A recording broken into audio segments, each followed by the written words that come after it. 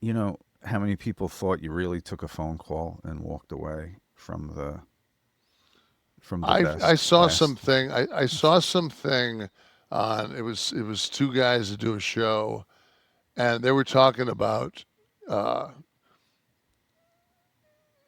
like different situations, and they're like, yeah, and you know that like Hunter's calling him up, telling him like, put this story out there, and you know, so over the Rock thing, and they're still up to their old shit, man, holding people down. I'm thinking to myself like, are you fucking kidding me? Unbelievable. Like, Unbelievable.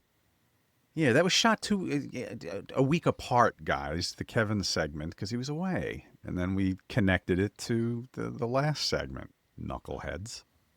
Anyway, Chapter 2, Unit 4 says, I enjoy the way Nash and Oliver, quote unquote, review Raw, just hitting the interesting points. Other podcasts will actually attempt move by move breakdowns of matches. Yawn. Say what you want to about Nash versus experience and smarts to the business. Reign true today.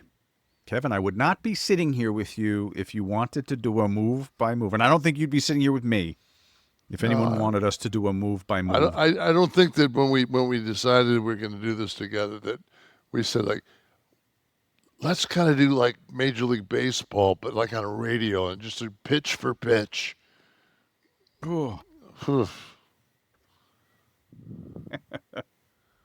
Um, the Tim Malcolm. Still to this day, many 1099 entertainers have to sign 3 and 5 year deals. They are still getting away with it. It's mind boggling that the restrictions on independent contractors continue. I don't know how for so many years the whole industry, the majors in the industry, because have not the, been the held accountable. because the people fucking let them. The The talent only, lets them. I didn't let it. yeah, they kind of do. Well, I There have mean, been lawsuits that haven't gone anywhere. Like Raven was part of a class action suit against WWE for it. I think the statute. He told me on one of my shows. I can't remember. I think the statute of limitations ended up running out for that kind of suit. well, what would they be what would they be suing about? That they were restricted from making money elsewhere while they were working in WWE.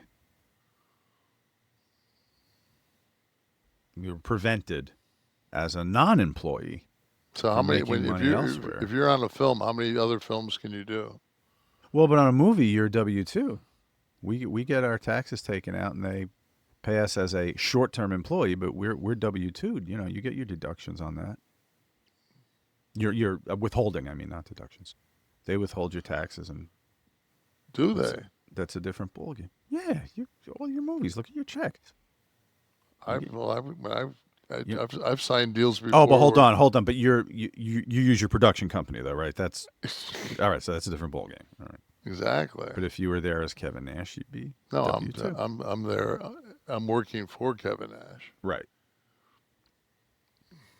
Bay Giant 89. Really enjoyed Sean's stories about his casting experiences. Also, get Steve on air more often. I found it very cool to know this project was in the works since 2018.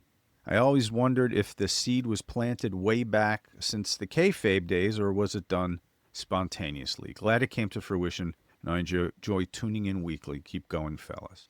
I did find that, Kevin. I mentioned this. I found the first. I found a notebook, a pad that I took out. I always keep my project pads because I never know when something's going to resurface. So I'll pull it out. And I was on a flight, and it was 2018, January 2018.